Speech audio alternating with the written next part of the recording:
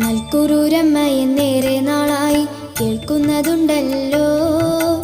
എല്ലാം അറിയണം അച്ഛനിന്നോട് ചൊല്ലിത്തരുകില്ലേ. ബാല്യവൈധവ്യം വിധിച്ചവളല്ലോ ആയമ്മയാം ഗൗരി.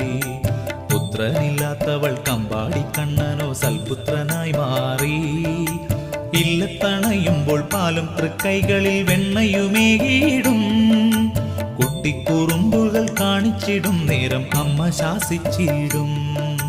നൽക്കുരൂരമ്മ തൻ ഭക്തിയിൽ കണ്ണനും തൃപ്തനായി തീർന്നെന്നോ.